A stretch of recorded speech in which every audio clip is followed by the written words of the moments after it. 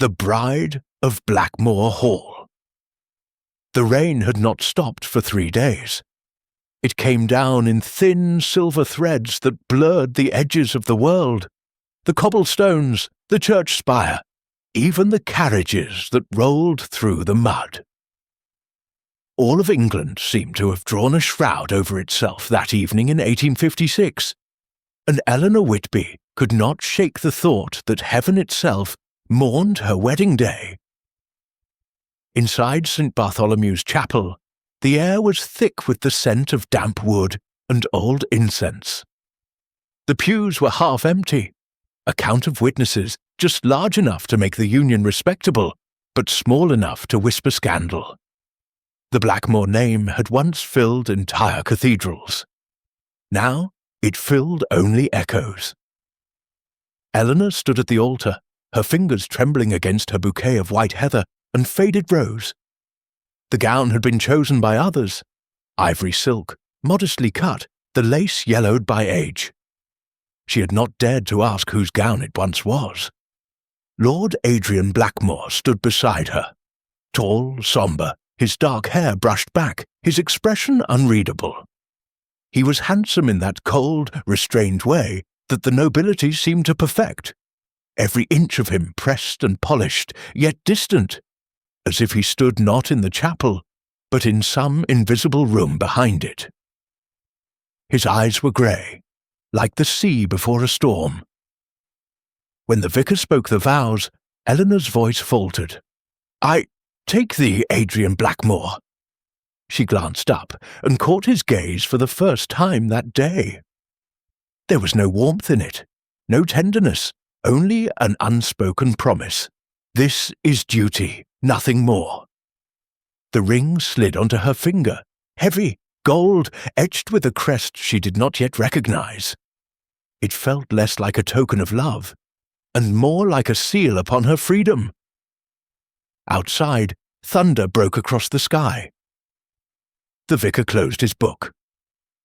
By the time they reached Blackmore Hall, night had swallowed the countryside whole. The carriage wheels groaned as they turned up the winding lane that led to the estate. The hall rose ahead like a blackened crown upon the moors, vast, many-windowed, its towers spearing through the mist. The storm made a ghost of it, and Eleanor could not tell where the walls ended and the sky began. She pressed her gloved hand against the carriage glass and whispered, "It looks like it's watching us." Across from her, Adrian's eyes flickered up briefly from the shadows. "It watches everyone," he said, and turned away. When the carriage stopped, a gust of rain swept through the open door. Servants hurried forward with umbrellas bowing low, their faces pale and blurred in the lantern light. The butler, a thin man named Harrington, greeted her with the air of one who had greeted many brides and buried more than one mistress. "Welcome to Blackmore Hall, my lady," he murmured. "The east wing has been prepared." "The east wing?" she repeated. "Not the master's chambers?" Harrington hesitated just long enough for Adrian's gaze to cut across him. "It is custom, my lord," the butler said quickly, "until after the mourning period has—" "That will be all?" Adrian interrupted. His voice was low, clipped, and it silenced the hall like a blade drawn through silk. He turned to Eleanor. "You'll find it quieter there." Quieter, she thought, as lightning flared behind the tall windows, throwing the portraits into momentary life. The eyes of 100 ancestors seemed to follow her up the marble stairs. Her rooms were vast, too vast for comfort. A fire burned weakly in the grate, casting amber light upon faded wallpaper and a canopy bed large enough for two, yet coldly untouched.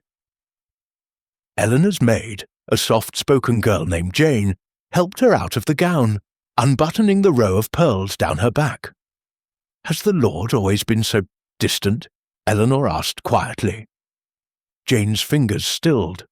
"Since her ladyship passed, my lady." "The First Lady Blackmore?" Jane nodded. eyes fixed on the fire. They say she vanished one winter's night. No one saw her leave, yet her rooms were empty come morning. Some think she ran away. Others, her voice faltered. Others say the Moors took her. Eleanor turned. And Lord Blackmore. He ordered the house sealed for a month. When it reopened, her name was never spoken again. Jane hesitated, until tonight. A chill traced Eleanor's spine. She glanced at the mirror where her reflection seemed almost not her own. Pale face, damp curls, the faint shimmer of fear behind the eyes. She looked like a ghost someone had dressed in bridal silk. Dinner was taken in near silence. The long table stretched between them like a gulf, lined with silver untouched since the days of the First Lady. The candles sputtered as if unwilling to burn. Adrian spoke little, and when he did, it was out of courtesy, not warmth.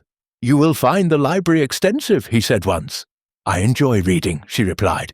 "Then it will keep you company." When the footman poured wine, Eleanor caught her husband watching her, not with affection, but with calculation. She felt absurdly like an intruder at her own table. "Tell me," she ventured after a while, "why did you choose me, my lord? There are women of far higher station." He lifted his glass. The firelight trembled across his eyes. "I did not choose you," he said quietly. "I chose peace." "Peace?" she echoed. "A wife of gentle temper, one who asks few questions." He set down his glass. "And one who does not wander." The words struck her like the crack of thunder outside. She swallowed, forcing her voice steady. "I see." Adrian's gaze softened, barely. "You will come to understand, Eleanor. Blackmore Hall is not kind to the curious." That night, sleep refused her. The wind clawed at the shutters. The branches scraped against the window panes like fingers seeking entry. Somewhere deep in the back hall, a door creaked open and shut. The fire had burned low, and the shadows had grown long, moving, almost breathing. Eleanor rose, pulling her shawl around her shoulders. A sliver of light glowed beneath her chamber door. She stepped into the corridor. The house stretched silent and endless, its floors groaning with every step. Paintings of forgotten Blackmores watched her from the walls. Men in armour, women with sorrowful eyes. Their faces blurred with age, yet something in their gaze felt alive, expectant. At the end of the corridor, a faint melody reached her ears, the sound of a piano, soft and halting. She followed it. The notes led her to a pair of tall oak doors, half open. Beyond them, the drawing room lay dark but for the moonlight falling across the keys of a grand piano. And seated there, alone, was Lord Blackmore. His head was bowed, his hands resting on the keys, unmoving. The melody came from the wind itself, passing through the open window. Eleanor hesitated. "You play?" He looked up, startled, almost human in that moment. "I used to." "What was the song?" He turned back to the keys. "Something she loved." "The First Lady Blackmore," Eleanor said softly. He did not answer, but in the stillness that followed, she felt the air change, as if her name had awakened something buried beneath the silence. After a long moment, he spoke. "She was not like you." "I should think not," Eleanor said quietly. "You hardly know me." He gave a faint, humorless smile. "That is why I married you." The days that followed passed in uneasy rhythm. Eleanor learned the paths of the house, the way the east wing caught the morning light, the way the servants lowered their voices when she entered a room. The villagers she glimpsed on her rides bowed with a kind of wary respect, yet no one met her eyes. Every evening, Adrian dined with her in silence. Every night he disappeared before dawn, leaving only the scent of tobacco and rain in the halls. and always she felt the house listening.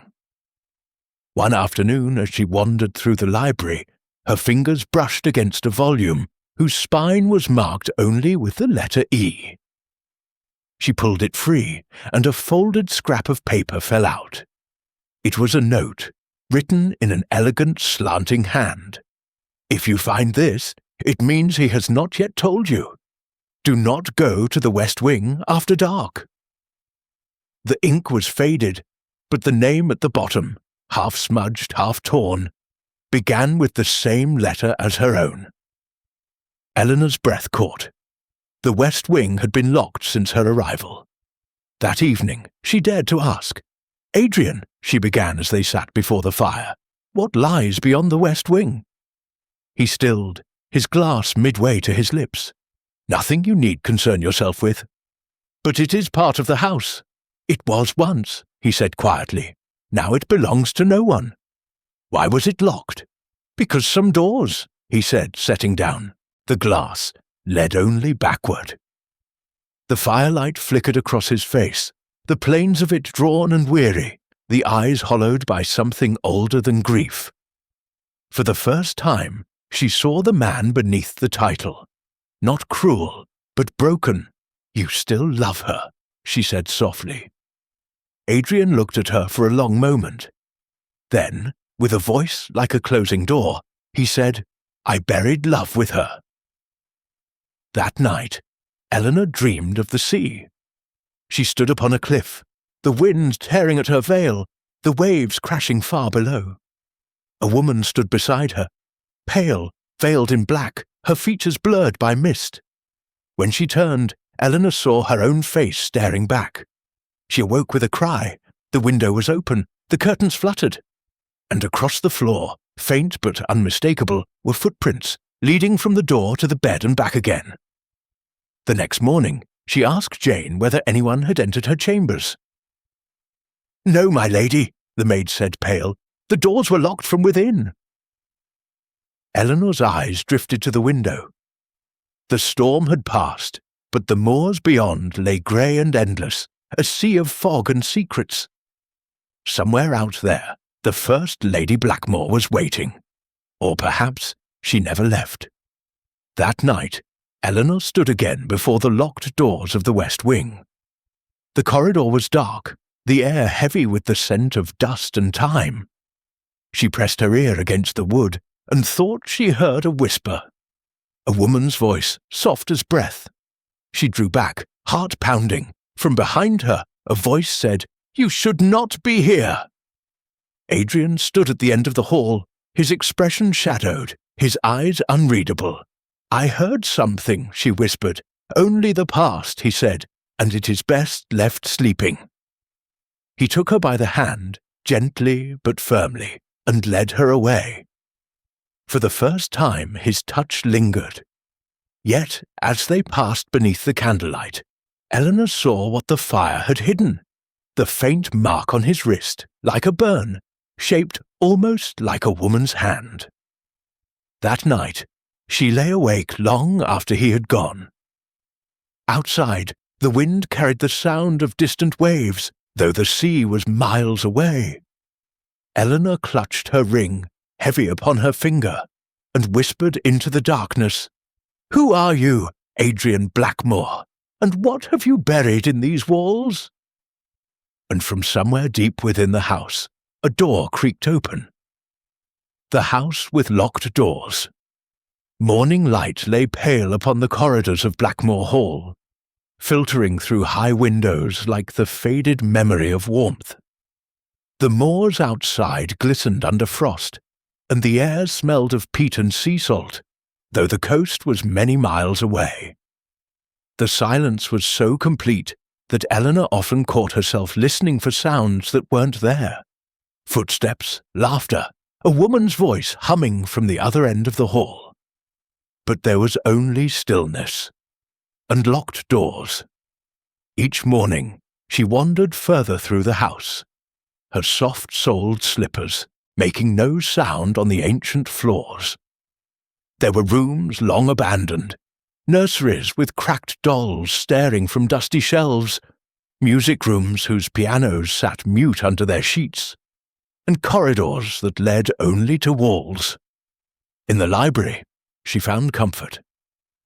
There, at least, the ghosts seemed content to keep to their pages. One afternoon, as she stood by the tall window with a book unopened in her lap, she noticed movement below. Adrian crossing the courtyard, his coat drawn tight against the cold. He spoke briefly to a man in a riding cloak, handed him a sealed letter, and watched the messenger ride off toward the village. When he turned, his eyes lifted and met hers through the glass. For a moment, neither moved. Then he gave the faintest nod, a gesture not of affection, but acknowledgement, as one might give to a stranger sharing a secret. That evening, she found him in the study. The fire burned low, and the room smelled of tobacco and rain-soaked parchment. He was bent over his desk, the lamplight casting a golden ring around his weary form. "You keep to the library," he said without looking up. "Do the books suffice for company?" "They do," she replied. "They ask fewer questions than people." That drew the faintest curve to his lips. "You've learned quickly, then." Eleanor stepped closer, the hem of her gown brushing the carpet. "There's much to learn in a house where half the doors are locked." He looked up slowly, the glint in his eyes sharp. "And some lessons are best left unlearned." "Is that your way of warning me?" "It is my way of keeping you alive," he said simply. Something in his tone made her still. "Alive?" she repeated. "Am I in danger, my lord?" He rose then, crossing the space between them in 3 long strides. He stopped close enough that she could see the faint shadow of stubble upon his jaw, the silver thread in his dark hair, the scar, thin as a whisper, running from his temple to his cheek. "You are in Blackmore Hall," he said. "That is danger enough." And with that, he left her standing amid the scent of smoke and the echo of unspoken truth. The servants whispered of the West Wing when they thought she wasn't listening. She would catch fragments while passing through the halls. "Locked since that night. Her laughter, I swear I heard it. His lordship keeps the key still, though he swore it lost." When Eleanor questioned Jane, the maid paled. "It's not for us to speak of, my lady. But surely you've heard the stories." Jane's eyes darted toward the corridor, as if expecting the walls themselves to listen. "They say she loved the sea," she whispered, "and that the sea came for her." Eleanor frowned. "That makes no sense." Jane hesitated. "Nothing in this house does." One morning, Eleanor found herself wandering further than she intended. The air grew colder, the walls darker, the tapestries faded with damp. She had reached the West Wing. The door stood at the end of the corridor, tall blackened oak, its handle green with age. A heavy iron keyhole glimmered faintly in the gloom. She pressed her hand against it. The metal was cold, as if it had been touched by frost. For a moment, she thought she heard something, a sigh or the soft rustle of fabric. Then, from somewhere inside, came the faintest sound, a single note on a piano, distant but clear. Her breath caught. She tried the handle, locked. When she stepped back, a voice came from behind her. "Do you find the West Wing so very fascinating?" She turned. Adrian stood in the doorway of the corridor, his coat half-buttoned, his expression unreadable. "I was only walking," she said quickly. "I didn't realize that you'd wandered into the grave of my house." He stepped closer, his boots echoing on the stone. "There is nothing for you beyond that door, Eleanor." "Then why keep it locked?" He hesitated. For a heartbeat, she thought he might tell her. But then his jaw tightened. "Because I have learned that some memories rot in the dark, and if you let them out, they infect everything. He turned, and with that, the conversation and the matter was closed. That night, rain fell again. The moors sighed under the weight of it, and the hall creaked as if restless. Eleanor lay awake, her mind replaying his words. Some memories rot in the dark. Unable to bear the silence, she lit a candle and crossed to the hearth. As she knelt to stir the fire, she noticed something glinting beneath the grate, a small piece of metal half buried in ash. She reached for it carefully. It was a key, tarnished, intricate, with the crest of a black wolf carved into its handle. Her pulse quickened. The same crest was engraved upon the ring Adrian had placed on her finger. She held the key in her palm, feeling the weight of it, not just metal, but invitation. The next day dawned grey and restless. Adrian left early, riding out before the servants were awake. The household fell into its usual hush. Eleanor took breakfast alone, the sound of the rain against the windows her only companion. By afternoon, curiosity won. She slipped the key into her pocket and made her way to the west wing. The corridor was dim and silent. Dust hung in the air, stirred only by her breath. When she reached the door, her heart was beating so loudly she feared the whole house might hear it. The key slid into the lock as if it had been waiting for her.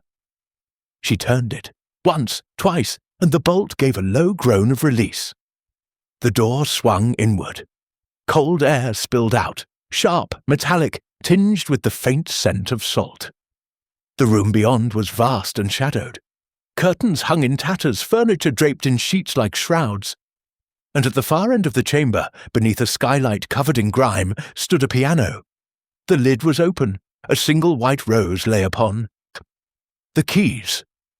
Eleanor stepped closer, her candle trembling. The wax dripped onto the marble floor. The rose looked freshly placed. She touched one of the keys. It gave a hollow note, still echoing. Then, beneath her hand, she saw it. A name carved faintly into the wood just above the keyboard. Isolde. Her heart lurched. The name of the first Lady Blackmore. Suddenly, a gust of wind rushed through the room, slamming the door behind her. The candle guttered out. In the darkness, she heard the faintest whisper, a woman's voice, so close it brushed her ear. "Why did you come?" Eleanor turned, heart hammering, but saw nothing. Only the faint gleam of the window and the outline of the piano. She stumbled backward, her hand striking something on the wall. A framed portrait toppled and shattered at her feet. The shards glinted around her candle stub, revealing the face within. A woman with auburn hair, eyes grey as the sea. The resemblance was unmistakable. It was her own face. When Adrian found her later, she was sitting on the floor, the broken glass around her, the rose still in her hand. "What have you done?" His voice was soft, but there was steel beneath it. She looked up, trembling. I only wanted to understand." His eyes went to the rose, then to the portrait. For the first time, fear flickered across his face, not anger, but genuine fear. He crossed the room and seized her shoulders, his grip firm but shaking. "Did you hear her?" he asked. "Her! Isolde!"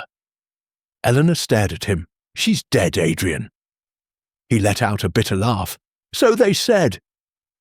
He released her suddenly, turning away. "Leave this place. Promise me you'll never return here." "Why?" she whispered. "What is it you fear?" He turned back, and the look in his eyes silenced her. "Not what?" he said. "Who?" That night, the storm returned. Violent, relentless. The wind tore at the windows, and the hall trembled under its fury. Eleanor sat by the fire, unable to sleep. Adrian had not returned to his chambers. The servants moved in frightened whispers, claiming to hear music again in the west wing. Near midnight, she heard it too. Faint, mournful, the same melody she had heard before. It rose and fell like the tide, filling the corridors, beckoning. Eleanor rose, clutching her shawl. When she reached the landing, she saw Adrian standing in the corridor below, his face turned toward the locked door of the west wing. His hands were clenched at his sides, his expression one of haunted surrender. "Adrian," she called softly. He looked up, and for an instant she thought she saw something in his eyes she had never seen before. Despair, yes, but love too. Then he turned and disappeared into the darkness. The music stopped. The next morning, Eleanor found him in the library, pale and exhausted. "Do you believe in ghosts?" he asked without preamble. She hesitated. "I believe in grief." He looked at her, and something inside him seemed to give way. "Then you understand," he murmured, "because grief is all this house remembers." He rose, brushing past her toward the window. The moors stretched endlessly beyond, veiled in mist. "She drowned," he said softly. "They found her veil by the cliffs, but not her body. And every storm since then, I hear her, playing, calling, waiting." He turned then, his eyes meeting hers. "Now you know why the doors are locked." Eleanor took a slow breath. "You can lock doors, Adrian, but you cannot lock the past." He smiled faintly, a sad, tired smile. "No," he said, "but perhaps I can lock you away from it." And before she could speak, he left the room, his footsteps fading into the echoing silence of the hall. That night, as she lay awake, Eleanor whispered into the darkness, "If you can hear me, Lady Blackmore, tell me what happened." A breath of cold air passed over her cheek. Somewhere far off, a piano answered. And this time, the melody was not sorrowful. It was warning. The man behind the mourning veil. The moors lay under a blanket of white, and Blackmore Hall seemed to drift upon it, a ship anchored in a sea of ghosts. The storm had passed, but its echo clung to the stones, to the windows, to every breath Eleanor drew. Even the birds were silent. Adrian did not appear for breakfast. He had not returned to her chambers the night before, nor had she heard his footsteps pacing the corridor, the sound she had, strangely, grown used to. The servants said nothing, but their glances spoke of worry, and of things unspoken. Eleanor wandered through the great hall after the meal, her hand brushing the carved banister polished by centuries. Portraits lined the walls, generations of Blackmores staring down at her in solemn pride. She paused before one. A young man in military uniform, sabre at his side, his eyes too sharp to be innocent. Beneath it, a brass plaque read, "Captain Adrian James Blackmore, Crimea, 1854. She stared at it, realization dawning. Her husband had been a soldier. The scar on his temple, the one she had noticed by the fire, suddenly made sense. It also explained the shadows in his eyes. There were men who carried medals, and there were men who carried ghosts. That afternoon, the fog thickened until it seemed to seep through the walls. Eleanor sat by the fire in the east drawing-room, trying to read, but her thoughts refused to settle. Every page blurred into the same words, Isolde, the West Wing, the music. She was so lost in thought she didn't hear him enter until he spoke. "You shouldn't sit by the window in this weather. The damp will chill you." Adrian stood at the threshold, coat still on, gloves dusted with frost. He looked weary, but calmer than before. The stiffness in his posture seemed to have eased, replaced by a kind of quiet resolve. Eleanor rose. "You didn't come to breakfast. I had business with the steward. The storm damaged part of the stables." He paused, studying her, and perhaps I needed time to think. "About what?" He hesitated. "You." That single word held more tenderness than anything he had spoken since their wedding day. Eleanor's heart fluttered before she could stop it. "You fear me," she said softly. "I fear losing what little peace I have left." His eyes, grey as smoke, met hers. "Every time I let someone close, I lose them." "Do you mean Isolde?" He flinched at the name. "I mean everyone." For a moment, neither spoke. The fire crackled between them, the only sound in the vast room. Then he turned away, moving toward the window. "When I went to war, I thought death would find me there, but it waited until I came home." Eleanor took a step closer. "Tell me about her." His shoulders stiffened. "What good would that do?" "I need to understand what haunts this house, Adrian, and what haunts you." He looked at her for a long moment, then gestured toward the sofa by the fire. "Sit then, but don't ask me to make her a saint." He stood before the flames, his voice low. Isolde was the daughter of an admiral, clever, restless, and utterly fearless. We met when she was barely 17, and I, foolishly, believed I could tame the sea inside her. She loved this place, the cliffs, the storms, the danger. She used to play the piano in the West Wing, saying the echoes there made her music sound alive. He paused, staring into the fire. She was never meant to be a wife, not mine, not anyone's. She wanted to see the world, not be caged behind stone. "What happened to her?" Eleanor asked gently. He drew a long breath. "We quarrelled. It was winter. She said she would leave, go to her father in Dover. I told her no one leaves Blackmore Hall without my name." His voice caught. "I said cruel things. She went out that night into the storm. They found her veil on the cliffs the next morning." Eleanor rose slowly. "And you think she died?" He turned to her. "I hoped she did." She stared at him, shocked. "It would have been kinder," he said, voice hollow. "For I would rather believe she drowned than imagine she still walks this earth hating me." The silence that followed was heavy, not awkward, but intimate, like two souls sharing a single grief. Eleanor stepped closer. "You blame yourself for her death." He laughed bitterly. "Blame is too gentle a word." "Then why marry again?" she asked. "Why me?" He met her eyes, and for the first time his guard faltered. "Because the Hall needs a mistress. The estate cannot survive scandal forever, and because—" His gaze softened. "You remind me of what peace looked like once." Eleanor swallowed, the words catching in her throat. "That's not love, Adrian." "No," he said quietly, "but it might become it." Something in his tone, weary, earnest, almost pleading, broke through the walls between them. Without thinking, she reached for his hand. He didn't pull away. Over the next days, something shifted. The hall, though still heavy with silence, seemed less hostile. The servants no longer averted their eyes when she entered. Adrian began joining her for tea, or for walks across the frost-bitten gardens.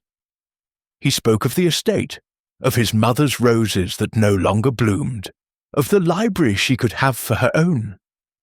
At times their conversations even sparked laughter, a sound that startled them both the first time it happened. Once, as they crossed the courtyard, she slipped on the ice, and his arm caught her waist, steadying her. Their eyes met, so close she could feel his breath, and for an instant the air between them trembled with something unspoken. He released her, clearing his throat. "The paths are treacherous this time of year." "Some more than others," she replied, her voice trembling for reasons that had nothing to do with the cold. He smiled, barely, but enough to thaw the frost around her heart. That night, she dreamed of the piano again. But this time it was not playing, it was burning. Flames licked the keys, curling the pages of sheet music, devouring the rose upon the lid. and standing before it was a woman, her hair red as embers, her face both beautiful and terrible. When she turned, her eyes were Eleanor's own. "He cannot love you," the voice said. "He still belongs to me." Eleanor woke with a gasp, the echo of the words still in her ears. Her candle had burned down to a stub, and from somewhere in the corridor she thought she heard the faint sound of footsteps. Bare feet moving slowly past her door. The next morning she went to find Adrian, but he was gone again. Harrington told her his lordship had ridden to the village before dawn. Left alone, Eleanor went to the library. She could not shake the dream, nor the feeling that Isolde's shadow stretched longer than even death could reach. As she walked along the shelves, her fingers brushed against something cold. A book slightly pulled from the row. It was a journal, leather-bound, worn smooth by time. Inside, the handwriting was delicate, slanting. Not Adrian's. It began, "I married him in summer, but already I feel the frost." Eleanor's heart skipped. It was Isolde's diary. She read in silence, page after page, tales of laughter, of loneliness, of suspicion, of a husband grown distant and a house that whispered at night. One passage struck her cold. "He hides something in the tower. He says it's for my safety, but I know better. I think he fears what I'll find if I climb those stairs." The tower. Eleanor had seen it only from the courtyard, a narrow spire rising from the west wing. No one ever spoke of it. She shut the book quickly, her pulse racing. When Adrian returned that evening, she said nothing. But as they dined, she caught him studying her, as if sensing the shift. "Something troubles you," he said. "Do you still love her?" The question escaped before she could stop it. His knife stilled upon the plate. "I told you, I buried love with her. But you still keep her rooms locked." He looked up sharply. "How do you—" "I know more than you think," she said quietly. His expression darkened. "You've been where you shouldn't, and you've hidden what you shouldn't." Her voice rose, surprising them both. "You speak of peace, but you live among ghosts of your own making." The silence that followed was deafening. Then Adrian rose, his chair scraping against the floor. "You have no idea what you're talking about."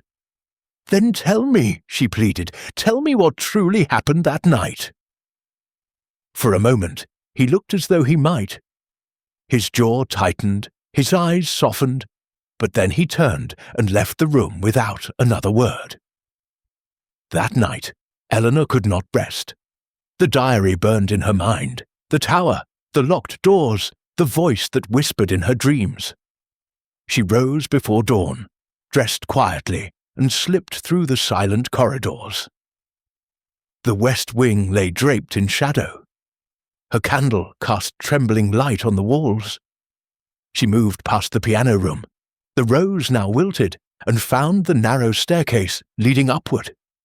The steps creaked beneath her feet. Cobwebs brushed her face. The air grew colder with each turn. At the top, a small door waited, iron-banded, locked. She tried the key from the fireplace. It fit. The lock clicked open. Inside was a small chamber, lit by a single window. Dust coated everything, except for one thing, a mirror covered with a black cloth. She hesitated, then pulled the cloth away. Her reflection stared back, pale, wide-eyed, but behind her stood another figure. A woman, veiled in black. Eleanor spun around. The room was empty. When she turned back, the reflection remained. The woman's hand rose, pressing against the glass. Eleanor's breath fogged the mirror. "He lied," the whisper came, faint and cold. "He always lies." The glass cracked. Eleanor stumbled back, nearly falling down the stairs. She fled, her candle snuffed out by the wind. When she reached her chamber, dawn was breaking. and on her pillow lay a single white rose. That evening she found Adrian in the great hall staring into the fire. "You went to the tower," he said quietly. She froze. "How?" "I heard you," he said. "You think I don't know every sound in this house? Every breath?" "Then tell me the truth, Adrian," she said. "Please." He turned to her, and for once there was no anger, only exhaustion. "The truth," he murmured, "is that I loved her once, and that love destroyed everything it touched. When she vanished, I searched for her until there was nothing left of me, and when I stopped, I realized the house had become her grave. I built a tomb out of silence, and I've been living in it ever since." He stepped closer, his voice breaking. "Don't you see, Eleanor? You were never meant to live among ghosts." She looked up at him, her eyes shining. "Then teach me how to live among the living again." For a heartbeat, time held its breath. Then he cupped her face in his hands and kissed her, not with passion, but with aching relief, as though he had forgotten what warmth felt like. The world outside vanished. There was only the crackle of fire, the taste of salt and sorrow. When they parted, he whispered, "You should never have come to Blackmore Hall." And she, trembling, replied, "And yet I think I was always meant to." That night, the music began again, softer this time, almost mournful. Adrian's arms were around her as they lay in silence. But Eleanor could not shake the thought that someone else was listening. From beyond the walls, through stone and shadow, the melody carried, the same tune Isolde had once played. Only now, it sounded like a warning, and the last note hung in the air like a promise. "He is still mine." The portrait in the east wing morning crept slowly across Blackmore Hall, but the house seemed reluctant to wake. Eleanor sat before her dressing mirror, her reflection pale and restless. She had not slept. The memory of the mirror in the tower, the woman's reflection, the voice, haunted her every blink, and the rose, white, fragile, unmarked by dust, laid upon her pillow as though placed there by unseen hands. She had locked her door that night. The question twisted through her mind. Was it Adrian, or was it her? When she finally descended for breakfast, the hall was nearly empty. The fire burned low, the servants whispered near the doorway. Harrington, solemn as ever, inclined his head. "His lordship rode to the village again, my lady. He said he'd return before dusk." "Thank you," she murmured. But she heard the hesitation in his tone, the quiet strain, as if he wished to say more. "Harrington," she said, lowering her voice, "tell me something. The West Tower, has it always been sealed?" His eyes flickered, the smallest betrayal. "Some doors, my lady," he said slowly, "are locked for a reason. The dead deserve their peace." "And what of the living?" she asked. "Do they not deserve the truth?" The old butler bowed slightly. In this house, truth and peace seldom walk together. Before she could reply, he withdrew, leaving her in the cold silence of the hall. She wandered aimlessly that morning, her steps leading her toward the east wing, the part of the house least touched by decay. It was brighter here, the walls painted in faded golds and soft creams, sunlight streaming through arched windows that overlooked the frozen gardens. Dust motes floated like stars in the air. It was quieter too, peaceful even, until she saw it, a painting, half covered by a sheet, of linen, leaned against the far wall. Curiosity stirred, the same dangerous curiosity that had led her to the tower. She pulled the linen aside, and froze. The portrait beneath was breathtaking. It depicted a woman seated by a window, her auburn hair cascading in soft waves, her dress a deep shade of crimson. Her gaze was direct, intelligent, and filled with a melancholy beauty that made Eleanor's chest tighten. She had seen that face before. In the reflection of the mirror. In her dreams, Isolde. Eleanor traced the edge of the canvas with trembling fingers. The signature in the corner read A Blackmore, 1853. Adrian had painted it himself. She stared at it for what felt like hours. The longer she looked, the more uneasy she felt. It wasn't only the uncanny resemblance, it was something deeper, something almost personal. The tilt of the head, the shape of the mouth, even the small scar at the corner of the woman's eyebrow. It was hers, her own. That afternoon she went to the library again. She found more fragments of Isolde's diary hidden between books, torn pages tucked into volumes of poetry and travel journals. Each one was like a whisper from the grave. He sketches me often. I think he paints what he wants to see, not what I am. He says the house changes people. I say it reveals them. Last night, I dreamt of another woman standing in my place. She looked like me, but her eyes were kind. Eleanor's hands shook as she read. The resemblance, the dreams, the way Adrian's gaze lingered when she first arrived. Had it been affection or recognition? She found herself whispering aloud, "What if he married me because I remind him of her?" A voice behind her said quietly, "And if he did?" She turned sharply. Adrian stood in the doorway, his coat still damp from the rain. "How long have you been there?" she asked, heart pounding. "Long enough," he said. "You've been reading her words again." "You left them here," she retorted. "I left them hidden for a reason." "Then perhaps you should have burned them." He stepped closer.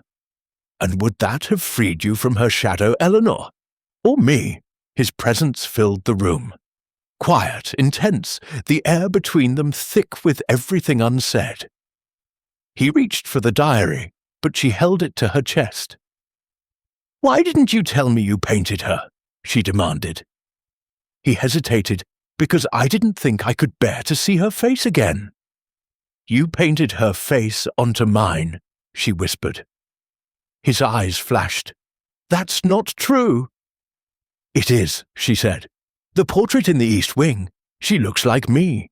You knew it the moment you saw me." He exhaled, running a hand through his hair. "When you arrived at Blackmore Hall, I thought I was seeing a ghost. You have her eyes, her voice, even the way you walk. It was as if fate itself had brought her back to me." Eleanor swallowed hard. "So I am her echo?" "No," he said fiercely. "You are the only thing that has felt alive in this place since she died." The words struck her like a blow. And yet her heart, treacherous thing, beat faster. He moved closer, slowly, as though afraid she would vanish.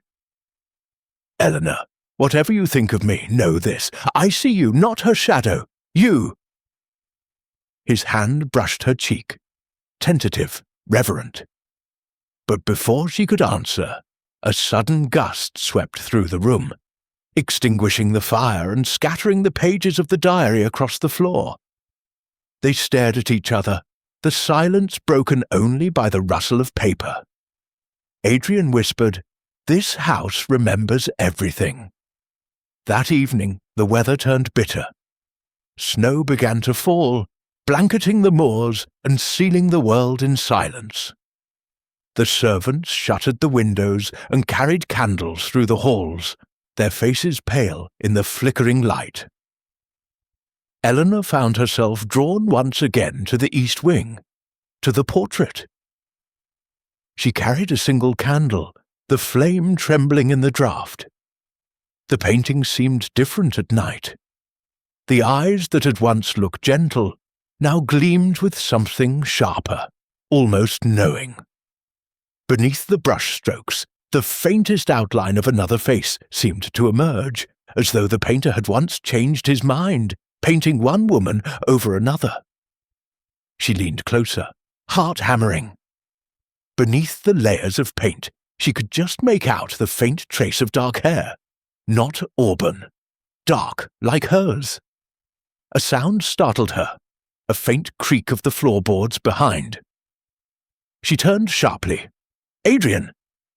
No answer. Her candle flickered, nearly dying. The air grew cold, the kind of cold that feels aware, almost sentient. And then, from somewhere down the corridor, came the soft sound of a piano, the same haunting melody. She followed the sound through the dim hall, her candle flame dancing on the walls. The music grew clearer, mournful, deliberate. But when she reached the drawing room, the piano stood silent, the keys untouched, a thin layer of frost glinting upon them. Her breath misted in the air. She whispered, "Isolde?" For a heartbeat she swore she saw movement in the corner of her eye, a figure reflected in the glass of the window. A woman in red, then the flame went out. She awoke later. She did not remember fainting, only that she was on the settee near the fire, and Adrian was kneeling beside her. His face was pale, his hand gripping hers. "Eleanor, thank God, you're safe." "What happened?" she whispered. "I found you in the east wing," he said. "You were cold as stone." "The painting," she murmured. "It's changing," he frowned. "You're exhausted. The air there, it's damp, No," she said, sitting up. "You don't understand. There's another portrait beneath hers. Someone painted over it." He looked away, his jaw tightening. "Enough! Adrian, I said enough." His voice cracked, like a whip, startling her. Then quieter. "There are things in this house that were meant to stay buried. Let them." Tears stung her eyes. "Even if they destroy us." He closed his eyes. Especially then. That night, Eleanor could not bear her room. She lit a lantern and returned once more to the east wing. If truth was to be her undoing, then she would face it head-on. She found the portrait exactly where she had left it.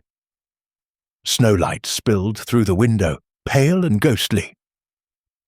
Setting down her lantern, she took a small palette knife from the nearby table. The remnants of Adrian's old paints still lay there, stiff and dry. Her hands shook as she scraped gently along the edge of the canvas. The upper layer of paint flaked away, revealing another face beneath, faint, shadowed, but unmistakably her own. A portrait of Eleanor Whitby, the governess, not the lady, painted before she had ever set foot in Blackmore Hall. Her breath caught. That was impossible. A faint whisper brushed her ear. He always paints what he wants to keep. She spun, but the room was empty. The lantern flickered wildly. Footsteps echoed in the corridor, heavy, urgent. Adrian burst in, his eyes wide with something between fury and fear. "What have you done? Tell me what this means," she cried, pointing at the canvas. He froze when he saw it. The colour drained from his face. For a long moment, he said nothing, only stared, as if seeing a ghost. Then, quietly, "I painted it years before you came. I dreamt of you, Eleanor. The same face, the same eyes. I thought I was losing my mind." "Dreamt of me?" she whispered. "Yes, every night after Isolde vanished, a woman standing by the cliffs waiting. Not her, someone else, you. When you arrived at my door that stormy night, I thought I had conjured you out of grief." Eleanor's heart pounded. "You mean to say you painted me before you met me?" He nodded, almost helplessly. "You see now why I feared you, why I believed this house cursed. It's as if it summoned you." The wind howled outside, shaking the window panes. The candlelight flickered, throwing their shadows against the walls, two shapes, one reaching for the other. Eleanor stepped closer. "Maybe it wasn't the house that summoned me. Maybe it was you." Their eyes met, his filled with years of torment, hers with trembling defiance. Slowly, she reached for his hand. He took it, his grip fierce, desperate. "I don't know if we can escape this," he whispered, "but I cannot lose you, too." "Then stop hiding from me," she said. "From us." He kissed her then, this time not with sorrow, but with need, with a wildness that seemed to banish the ghosts themselves. The snow outside thickened, erasing the world beyond the windows. When they finally parted, the portrait loomed behind them. Two faces merged into one, and the eyes in the painting seemed almost to weep. Later, as they left the room, Eleanor glanced back one last time. The flame from her lantern wavered, and for a heartbeat she thought she saw a shadow standing before the portrait. A woman in red watching them. And then she was gone. But in the silence that followed, the faintest whisper lingered through the corridor. If he could paint you, he could love you. But if he loves you, he will lose you. The letters that never reached the sea. Rain lashed against the windows like furious hands. The wind howling down the chimneys until the fire guttered and spat in protest. Blackmore Hall groaned under its weight, as though the old stones themselves remembered every tempest that had ever battered them. Eleanor could not sleep. Adrian had left her chambers after midnight, claiming business with the steward, but she knew that tone in his voice, that quiet withdrawal that always meant he was running from something, from her, from himself.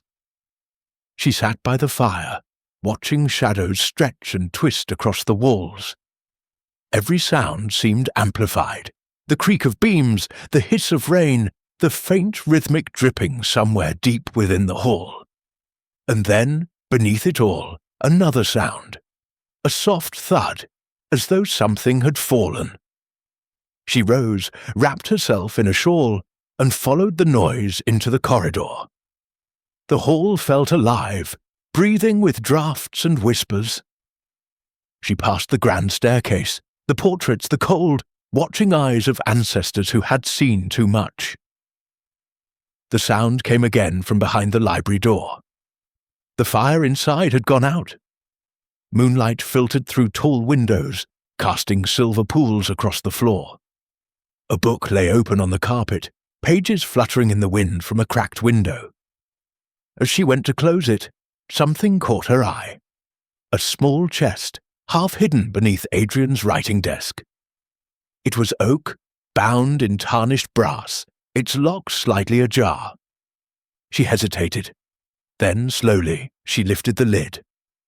Inside were letters, dozens of them, some sealed, others torn open. The ink faded, the paper yellowed with age. Her name was on none of them. But one bore a familiar hand, Isolde Blackmore. The first line stopped Eleanor's breath. "If you ever find these, my love, know that I tried to forgive you." She read by the dim light of the hearth, each letter a wound reopened. "You told me once that war had taken the best of you. I did not understand until I saw how easily you could kill love, as though it were an enemy too. The cliffs call to me when you are silent. Sometimes I think they are the only ones who will listen. If anything should happen to me, know this, I never hated you. I only wanted to be seen." Eleanor's hand trembled. Tears blurred the ink. Each word was a fragment of Adrian's buried soul. Guilt, regret, confession. And among the letters from Isolde were others, unsent drafts written in Adrian's bold, uneven hand. "I see her every night in my dreams. Sometimes she is calling to me. Other times she turns her back.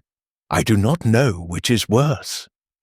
The cliffs are quiet now, but I still hear her voice in the waves. I have built a tomb out of this house and called it home. If I had the courage, I would follow her into the sea, but I have already drowned." Eleanor pressed the pages to her chest. The words bled with sorrow, but also with deception. He had told her he never wrote to Isolde again, that he had tried to forget. Yet here were the letters, kept, cherished, hidden. Her heart ached with betrayal. And then she saw it, one last, unopened envelope. It bore no name, only a seal, the crest of the Royal Navy. She broke it open. To Lord Adrian Blackmore, we regret to inform you that Captain Jonathan Whitby has been declared missing in action, presumed dead. His final correspondence will be forwarded upon confirmation of recovery. Admiralty Office, Portsmouth, 1855. Eleanor froze. Whitby! Her brother's name! Her fingers tightened around the paper, the room spinning. Jonathan, the only family she had ever loved, had vanished during the Crimean campaign. She had received no word, no closure, only silence from the Admiralty. And now here was proof that the notice had been sent, but never reached her, never reached the sea. She looked again at the chest. Beneath the letters lay a small packet tied with string. Inside was another note, written in Adrian's unmistakable hand. To Miss Eleanor Whitby. If ever she comes here, she must never know. The words struck her like a blow. Her knees buckled, the paper slipping from her hands. She sank to the floor, gasping. The man she had married, the man who had saved her from ruin, had known of her brother's death and kept it from her. When she confronted him, dawn was just breaking, grey and hollow, the storm still raging across the moors. He stood by the hearth in his study, his face drawn, eyes shadowed. The rain had soaked through his coat, but he made no move to remove it. "Where were you last night?" she demanded. He looked up, startled. "In the stables. The roof was—" "Don't lie to me, Adrian." Her voice cracked, sharp as the wind outside. "You hid them." He went still. "What did you find?" "The letters. The ones you never meant me to see." She threw the packet onto his desk. The papers spilled out like bones. "You wrote to her until the end. You told me you let her go, but you couldn't, could you? You kept her words beside your heart while you slept beside me." His expression faltered. Not anger, but shame. "Eleanor, and this." She flung the Navy notice at him. "My brother! You knew he was gone, and you said nothing." He stared at it as though it burned him. "I meant to tell you." "When? After you buried me beside her? After this house swallowed me too?" "Eleanor, listen to me." "No." Her eyes filled with tears. "All this time I thought you were broken by grief, but you're broken by guilt." He took a step forward, hands trembling. "Your brother, Jonathan, he was under my command in Crimea." The world tilted. "He served beside you," she whispered. "Yes, he was brave, too brave. There was an ambush near Sevastopol. We were surrounded. He saved my life." Adrian's voice broke. "And I couldn't save his." Her breath hitched. "You left him there. I tried. God knows I tried. But when I came home, I couldn't face you. I wrote to you, but your family had moved. Then Isolde found the letter and burned it." Eleanor's vision blurred. "She burned my brother's last words to me." "She said it was mercy," he whispered, "that you shouldn't bear the same grief she saw killing me." Eleanor backed away, her body shaking. All at once, the hall felt suffocating, its walls closing in, the ghosts pressing close. The truth had teeth now, and they were tearing at her heart. "I can't stay here," she said, voice trembling. "Not with you, not in this tomb you've built." "Eleanor, please." But she was already running, through the corridors, past the grand staircase, out into the rain. The moors were wild with wind, the rain slanting sideways, stinging her face. The ground was sodden beneath her boots, the streams swollen to torrents. Behind her, Blackmore Hall loomed, a dark fortress against a bruised sky. She didn't know where she meant to go, only that she had to leave before she drowned in that house of secrets. But the storm was relentless. The path to the cliffs was nearly washed away. She stumbled, clutching her shawl around her shoulders, her tears indistinguishable from the rain. Somewhere she thought she heard her name. Eleanor! Adrian's voice, distant, desperate. She turned, half blinded by the wind.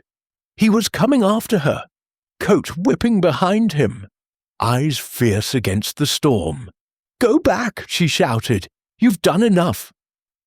He reached her as she neared the old bridge over the ravine, a narrow arch of stone slick with moss and water. The torrent below roared like the sea. "Eleanor, listen to me," he pleaded, catching her arm. "If I could undo it all." "You can't," she cried. "You've built your life on ghosts." "And you think running will free you from them?" His grip tightened. "This house doesn't haunt us, Eleanor. We haunt each other." The bridge shuddered beneath their feet.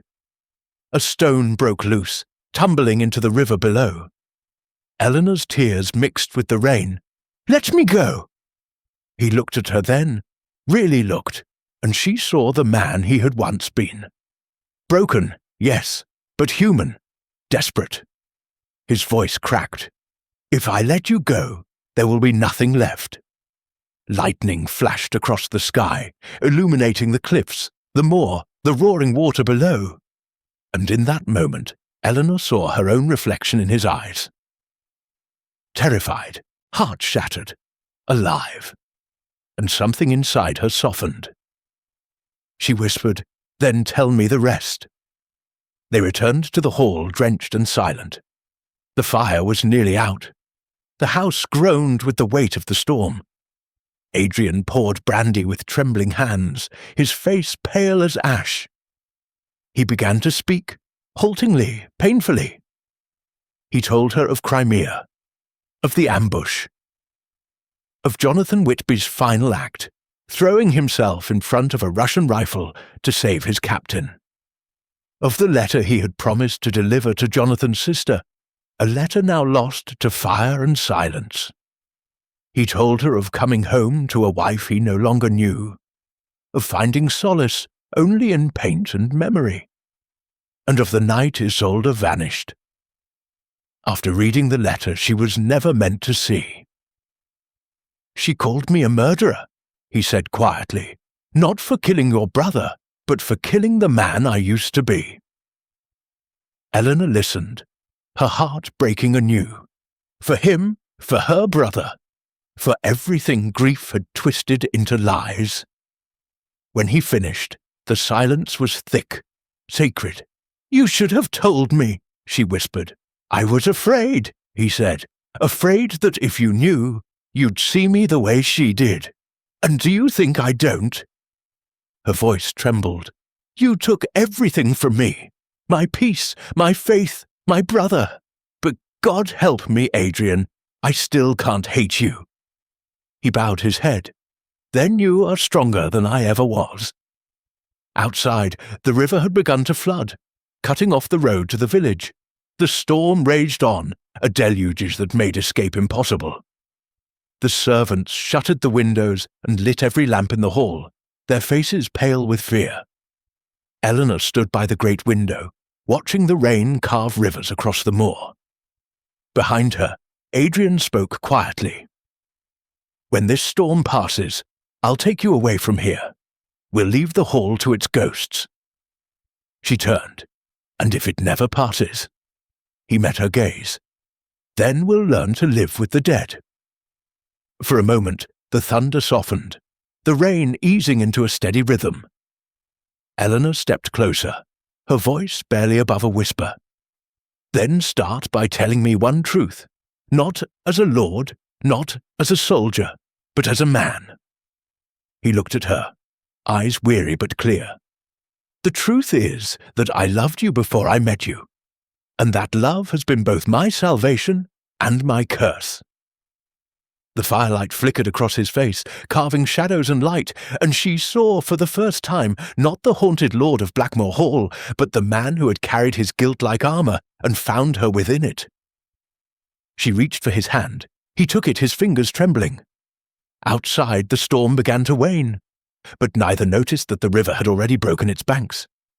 And somewhere deep within the house, behind the west wing doors, came the faint, sorrowful sound of a piano.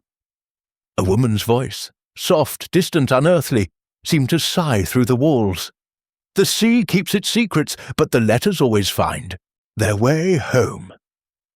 The fire at Blackmoor Hall. The night the fire came, the moors had already been restless for days, the wind clawing at the shutters, the rain beating in fits of rage.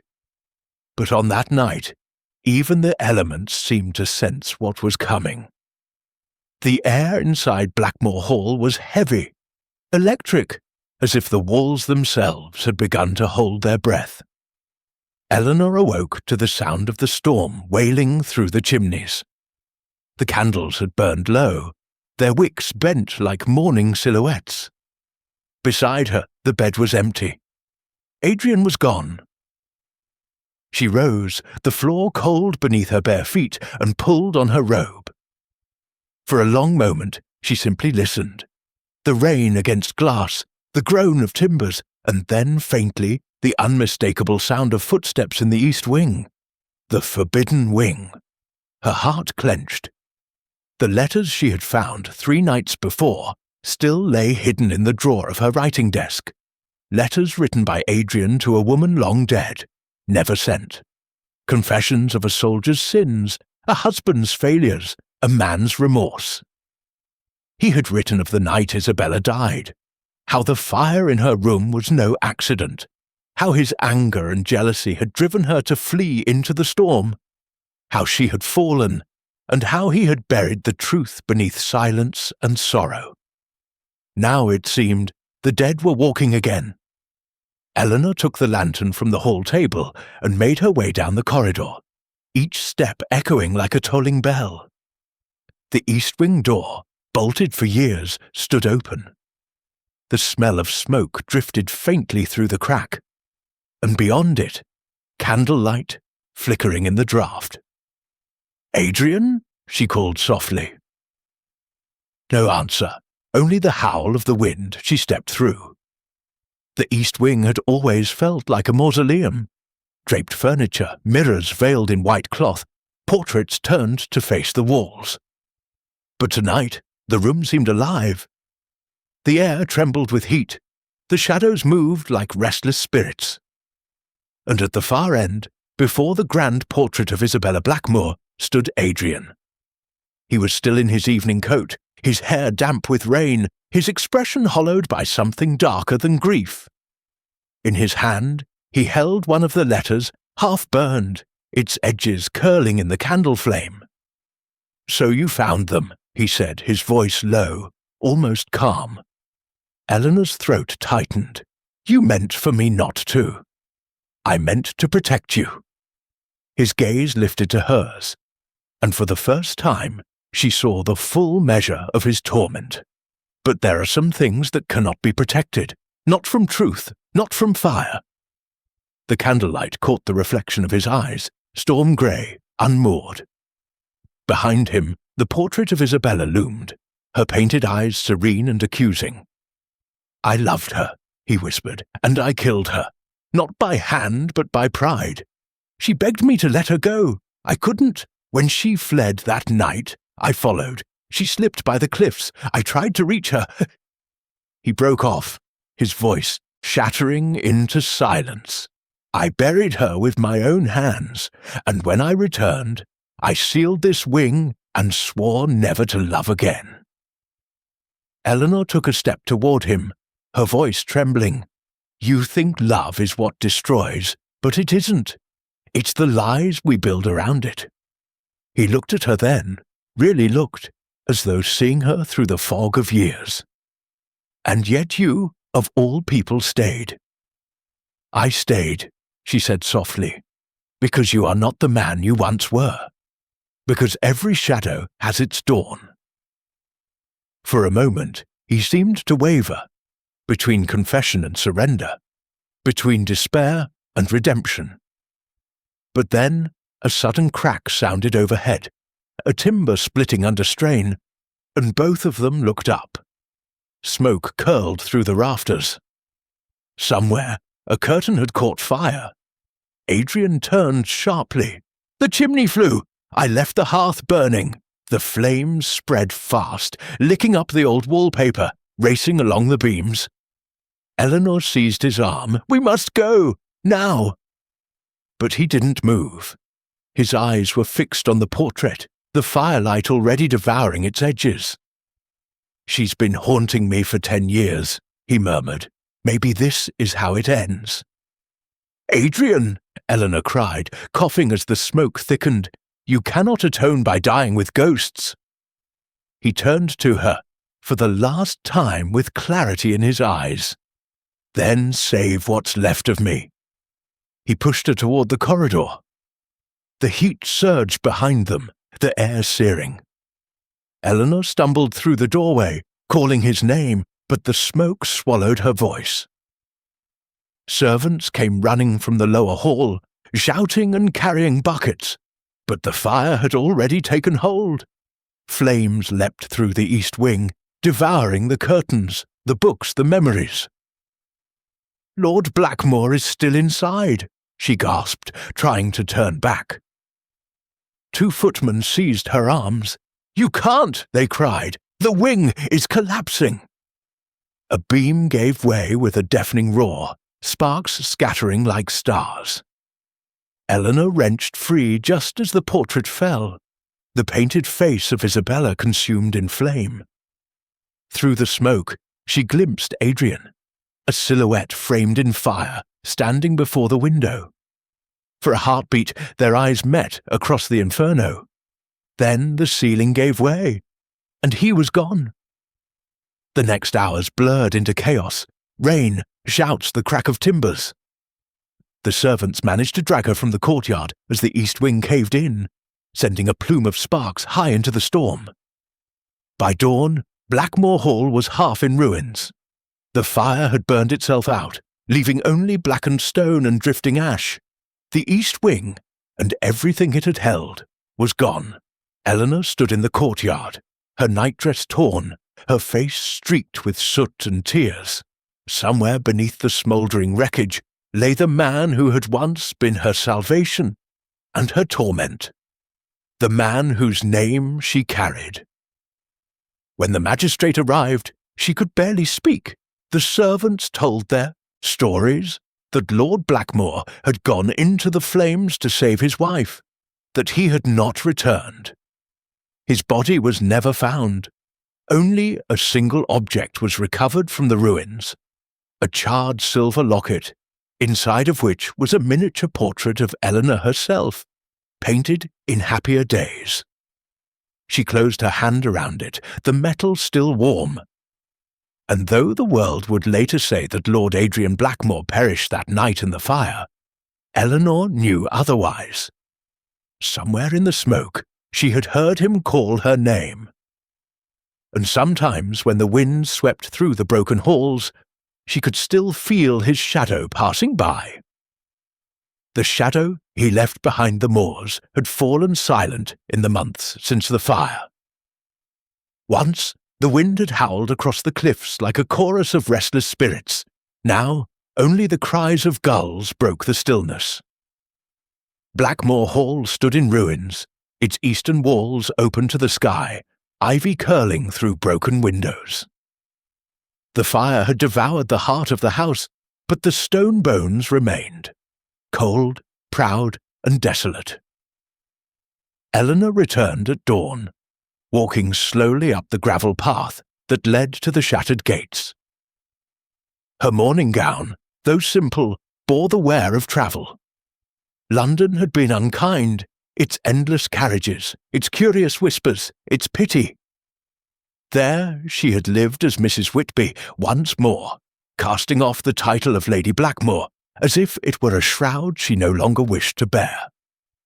Yet even in London's crowded streets she could not escape him.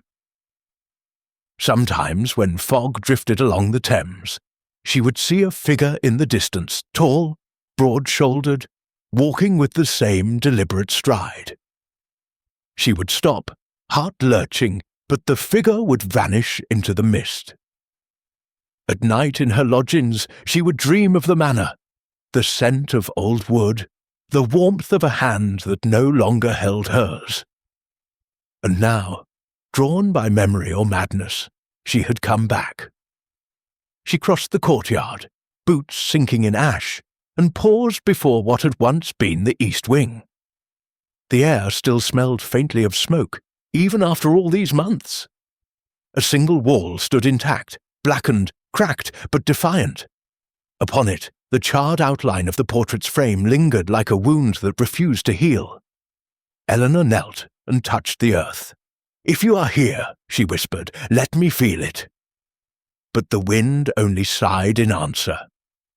When she rose, she saw a carriage at the far end of the lane, a black one, sleek and unmarked, waiting. A chill rippled through her. No one knew she had returned. The carriage door opened. A man stepped out.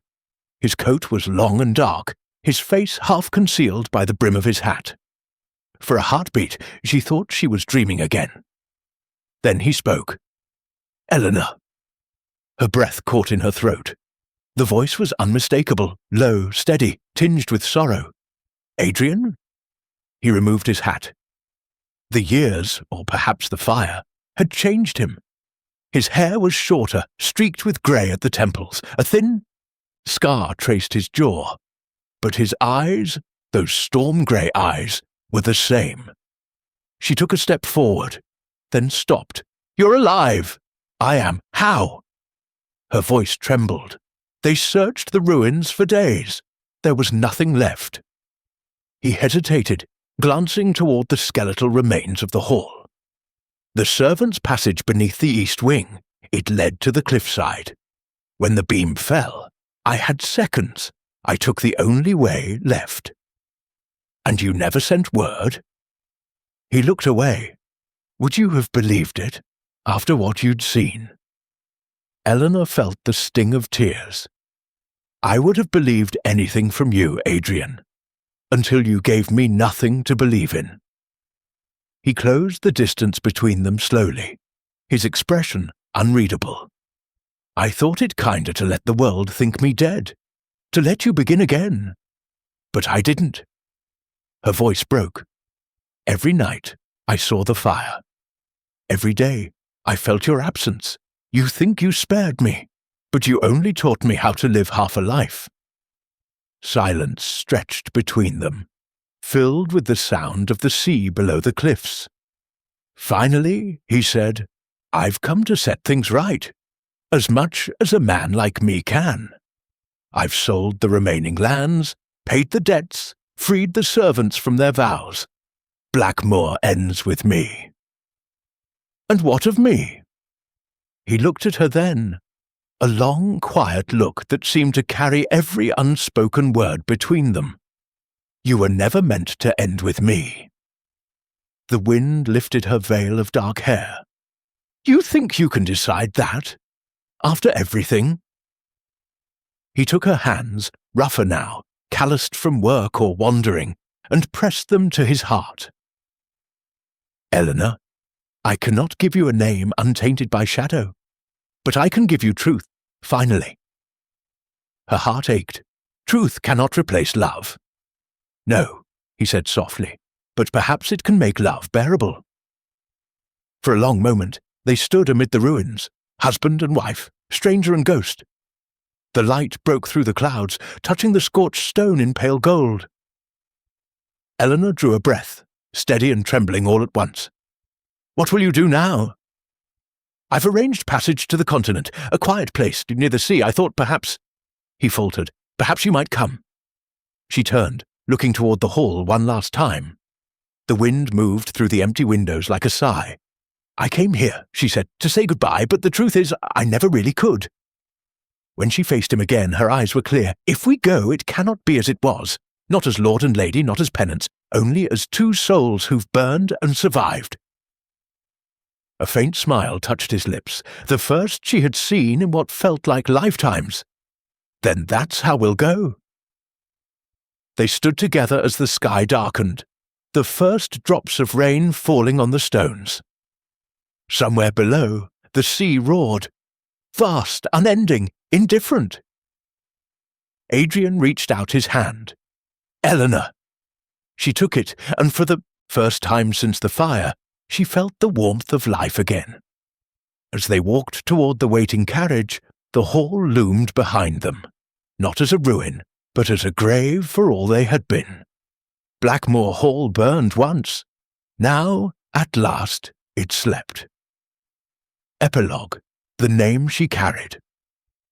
The sea was calm that evening, the kind of stillness that comes only after years of storms.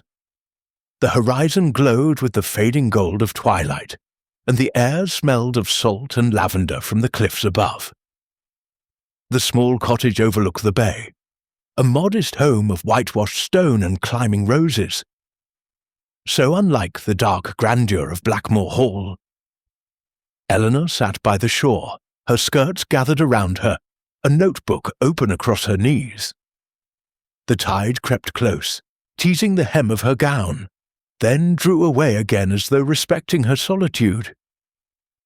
It had been 10 years since she had last seen the moors.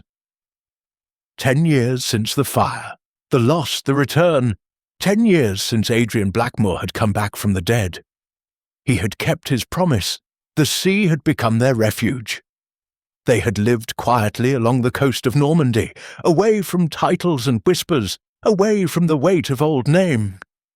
The villagers knew them only as Monsieur and Madame Moreau, a reclusive English couple who walked the cliffs each morning and tended roses each spring. For a time, peace had seemed possible. But life, Eleanor had learned, is not kind to borrowed years.